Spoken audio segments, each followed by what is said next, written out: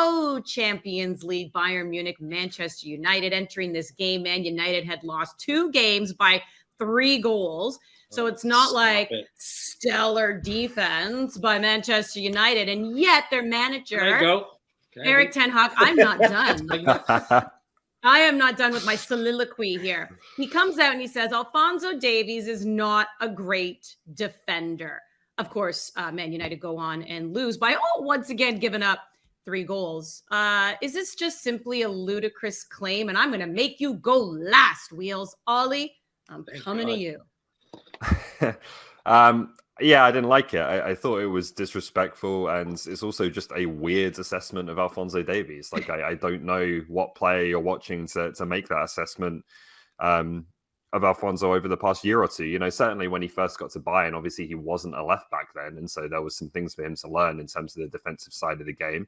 I'm sure there still is areas that he can improve, but I think he's become a very good defender. Like, I don't think you can watch this player playing at the highest level in the latter stages of the Champions League and not be a strong defender playing that position. So it was just a strange thing to say, kind of unnecessary.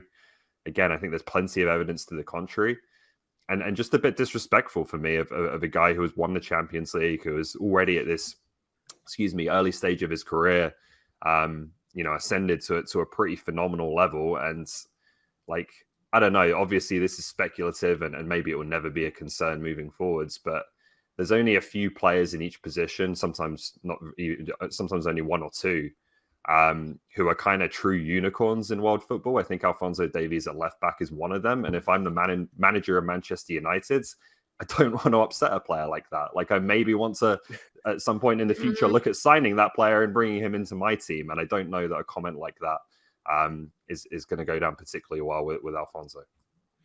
Yeah, I'm just thinking sometimes, and I love it from a media perspective. We love when they drop those types of one-liners. It's great drama for us to discuss and talk about. But sometimes maybe you just don't want to say that, like before a game. Didn't need to. The players like, excuse me. All right, Jordan, what's your assessment of that? Yeah, I don't think Erik ten Hag, what he was trying to say is that Alphonso Davies goes forward very well. And if you're going to exploit a spot, he did say that, by the way. That's what he said first. So I can understand, like, you saying that if we're going to attack a side, or if there's someone that you want to exploit, whatever, because he goes forward and he's an attacking minded left back, go that side. You cannot say that the boy is not great, though, a great defender. He has grown. I agree with Ollie so much. He has grown and knows his position. Also, for me, the left back is one of the hardest positions because you're always caught. Do you go? Do you stay? Do you tuck in? Do you follow that runner that's going across your center back? You're always caught in different positions. I think other positions, center back, center midfield, you kind of know your role. Left back, right back, you are isolated a lot. And people will look at it and be like, you just have to run up and down the wing. But you're constantly in a position of, do I go there or do I go there? And you have to make that right decision. In that regard, maybe he was saying there's deficiencies with Alphonso Davies, which is fine. He's 23. He's young. But the real hook, line, and sinker is that you cannot call him poor or not a great defender because he cheats because he is such a physical, athletic specimen. You will never beat him running by him. He's so strong. He's so fast. And he makes you defend him. So, yes, maybe he's not the atypical defender that stays back and does the right movements, but he is just a pest to defend. So I agree with Ollie. I wouldn't want to piss him off. That is not a guy you want to get upset because he's so dynamite going forward. If you're Alphonso Davies, do you really care? You won the game. Your team conceded 3 goals, and Bayern Munich admittedly have been exceptionally poor defensively. Not just this season, but the end of last season. And Davies is part of that back line. Now, look, I'm not going to say anything bad about Alphonso Davies here because I think that the technique, and Jordan, you can speak of this, the technique of fullbacks, what it used to be compared to today, it's just a completely different skill set. I see crimes against defending every game that I see. The defending just isn't very good. And what Ten Hag was suggesting is this Davies is a phenomenal player going forward, but he was trying to more focus on his own winger in Pellistri. He was making his 3rd start for the team, saying that he could potentially challenge him on the dribble. And I think that overall is a fair assessment. That's where you want to attack Alphonso Davies if you were attacking him. Did it come out the right way? No. just what we do, especially online, is take one short statement and completely blast it out completely out of context to get a rise from people. Yes, that's exactly what happens. So we should actually know better in that category. But I think that this goes to a bigger picture conversation, because, by the way, the Canadian men's national team head coach doesn't play Alphonso Davies at his best position. When people say he's the best left back in the world, well, the Canadian men's national team doesn't use him at that position. But that's been challenged. Which I'm don't come on me, Ollie. Let me finish here, because I don't think that when all is said and done, that Alphonso Davies is a left back. I think that Alphonso Davies is an attacking player. I think Alphonso Davies has to play higher up the field. That's where I think that he is a better player, and that's where I see his career going. I think that you need to have that player higher up the field, take away some of the defensive responsibilities that have fallen on his plate, and then reap the benefits of it. I think that he is that good, that dangerous going forward. That bigger picture here, I think needs to play higher. But Wheels, do you think he's dangerous going forward because he comes from like a deeper position? I think. Do you think if you gave him the ball at a wing to take someone on, that he would be as dangerous? Do you think PSG is going to play Kylian Mbappe at left back so he can have a little bit more of a runway to go to attack? Flat out pace is flat out pace. I don't care where it's coming from. It's a way that you manipulate it. I don't think he has to come from a deeper position. I think if Bayern Munich actually had a proper left back, someone that you could push Davies further up the field and reap the benefits of it. That's where I think it's an argument. Absolutely. I think that Davies is such a good player that I think he's probably a better player higher up the field. That's fine. Yeah. You can think he's a better player higher up the field. Like, that's a valid argument to make. But I don't think you can say that Canada aren't playing him at left back because he's not the best defensive left back. He clearly would be. Like, he's better than any left back Canada had. They are playing him further up the pitch because they think they can get more out of him in an attacking sense in that advanced position. It's not because of defensive deficiencies. He's better than anyone Canada has. Did that work, Ollie? I think there was a massive assessment, and that flip-flopped over the last 3 years about the way to play Alphonso Davies. It's become a massive issue with the national team. Where do you play this player? So yeah, I think they got it wrong at the World Cup. I think they should have put him right up against Hakimi in the Morocco game, and instead they tried to hide him and give him, a more kind of sheltered attacking role. And I think it was a mistake. It was one of the bigger mistakes that I think Herdman made. And to add quickly, the mistake with Alphonso Davies that Canada is having is always just flip-flopping him. It's hard for him to be consistent. Yeah. Oh, you're going to play 20 minutes on the left side, 20 minutes as a winger, 20 minutes as a 10, and just try to get He doesn't get into the rhythm of the game half the time. So whether it's left wing or if it's left back, you got to play him and he has to be consistent there. Alphonso Davies is a Rolls Royce. And I just think that adding defensive responsibility on his plate takes away from how good he can actually be. And I think that's the bigger point. Who cares what Tenai had to say? Like, this is what I think the bigger argument and the bigger story is here, because Alphonso Davies can play that attacking role and be utilized much better than I think he is right now at the club level. I think we're going to learn a lot come October 13th. I am really curious to see where Mauro Biello is going to play him. Mm-hmm. Let's stick with Canada soccer and turn our attention to the men. Well, the federation in particular, I should say, has also come out and said that they've hired an outside firm to help them name a general secretary. That should be by the end of the year. Other positions have been filled in as well. And it was confirmed that Mauro Biello will at least be the interim head coach until the end of the year, because they will not make a decision on the head coach until a general secretary is named. And Biello ended up doing an interview with Devin Haru of CBC Sports as well. He was asked about the interim tag, and his response was, "My whole life I worked for this moment. I know there's a process and I respect that, but I'm going to do everything I can to be the head coach of this team." Wheels, I'll start with you. What do you make on Biello being given this task, and also knowing that it's an audition for him? First off, no one pronounces his name Mauro Biello quite like you, Andy Petrillo. The right way? Mauro. That was something else. Look, when Herdman initially left, I kind of indicated I thought that this was how the process would work, that they'd try to focus on bringing in a new general secretary first and then bring in a head coach after. I'm adamant about this. People need to get along within the Canadian Soccer Association.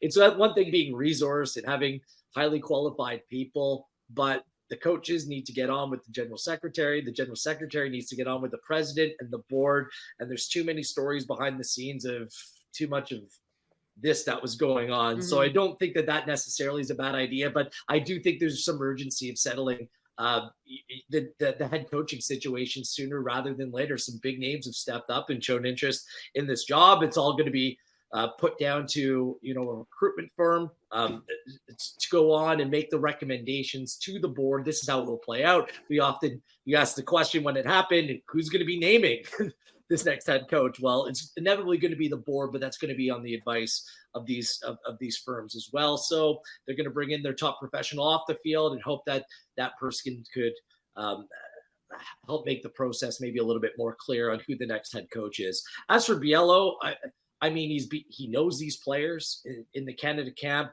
It is very interesting to me that he is the one coach that was part of the Canadian national team setup that will not be making the move to Toronto FC. So take that as you may. I think that there's no coincidence there. That doesn't mean that Biello's incapable or not able to do this job. I think he is. Is he the best candidate moving forward? We're going to have to see about that. I still think a little bit, I don't know what you guys think, and this is no disrespect to Biello, but I'm still of the mindset, go out and get the biggest head coach that you can possibly get. This is a once in a lifetime thing when you're going to go on and host a World Cup. This is a massive opportunity. It's both on and off the field to take full advantage of it. I think if you bring in big manager, you can bring in much needed credibility back to the Canadian Soccer Association, inspire a young group of players that are better than what we've ever had before. I just think that Biello for now, okay, I get it. Here's your chance. But I do think that the biggest manager and the best manager possible is the route that Canada should be taking here. Ollie, I'll let you go here because you're right. I mean, obviously, biggest name sometimes could be the best because, well, how else did they get that big name? Well, it can't just be a name, but I think that. But I guess that's my point. Reputation and. I don't care about a name. And I'll even look more recently to like the Americans and BJ Callahan taking over. There were so many of the fan base as well that was like, we don't really necessarily want anyone else. And we probably don't even want Greg Berhalter. Like they were really happy with BJ. I don't know. It's just, to me, let's see how Mauro does. But if, they have a great game on October 13th. If they have great Nations League, also Copa America qualifiers, really great games at the end of November. I mean, I'm kind of looking at Mauro going like, I guess to me, I can't say anything until we actually see him at the helm coaching these games, but he's going to have a chance. And if this team actually looks different, if this team actually looks alive and is doing something, I don't know, Ollie. I mean, are you giving Mauro a chance here, or do you just kind of think it's a foregone conclusion that Canada Soccer does want an outside bigger name? Well, that's the big advantage he now has, is that he is going to get an audition in the job, which no other candidate will get, right? And there obviously already is that familiarity having been on the coaching staff. So I think if Mauro does a great job over the next few months and takes them through those Copa America qualifiers and that's, a breeze and they look good in those matches, there's going to be a real temptation to give him the job permanently. And that may not be the wrong decision. I like Mauro. I think he's capable. He's coached a club team in the past. He has experience. He's clearly very passionate about coaching Canada and wants to do the job. And I think that's, an important part of it in this country as well. It's a political job at times as well as a coaching job. And you have to be willing to be on board with all of those different things. So I'm certainly not against his candidacy and against him getting full consideration. What I would like to see is, like, let's not just take the easy pathway because Mauro does well, if he does well over the next couple of months. Sure. Like, we still need to have a full process of considering all the candidates, interviewing candidates, and then arriving at who we think is the best person for this job, based on looking at it through this full 2026 cycle and not just based on looking at it over a couple of months. So I'm sure Biello will absolutely be in that conversation. And like I said, I have no issue with that. I think he's totally legitimate as a candidate, but we can't use, one guy having a few games in charge and maybe doing quite well in those games, hopefully, because we'd all like to be in Copa America, as an excuse for not considering other candidates, because I think there will be, as we've said before, quite a bit of interest in this job. Well said. Yeah, pointing Mauro Biello, I didn't do it as well as you did, Andy. It's a good attempt. I'm not Italian. I tried and then I backed out. I should have just committed. But anyways, Mauro Biello, no. It makes sense. He's familiar with the group, knows the lads, can get on. You have that familiarity. But I think also too, I won't speak for Wheels and Ollie, but the sense I get as well, this is the best Canadian men's national team that we've ever had. Superstars in their own right, playing in Europe, playing in Champions League, playing in Europa, like ballers. Yeah, I think a lot of people, the footy fans, are looking at this Canada side and saying they need to be challenged. We need to get the tactics right. We need to have someone to really work with the best left back we've ever had in Alphonso Davies, getting him in a set position, getting everyone working on the same page. I think for a long time, Herdman was the guy because he has such a raw spirit. He's such a motivator. He got the brotherhood intact. But I think you're seeing a different phase. And in my opinion, with this Canada side is that it's getting things right tactically, getting them to be their best self when they get together in camp. So it's not about a name. And I know Wheels wasn't saying that, but it is about a figure. Someone who comes in and knows how they want to play, knows how to get the best of every single player, and almost has presence. Now, I like that Mauro Biello. He gets his chance to say, hey, I was assistant. Sometimes that number 2 spot or being on that coaching staff, you get familiar with the guys in a different way because you're not the ultimate big dog making decisions. So you can come into that spot and I'll say, you trust me. I've earned your trust. Give me a chance as a coach. And it could go far. But I still think the pressing issue going into 2026, Copa America as well, is who can get the best out of this group tactically and getting them on the same page. Because we're at a crossroads in Canada right now in terms of the superstars that play week in, week out, right, and come back to Canada, they still need to be challenged. So to do that and to do it for Les Rouges, that person is such a critical figure. Yeah, they need to be able to command respect because tactically, yes, you're absolutely right.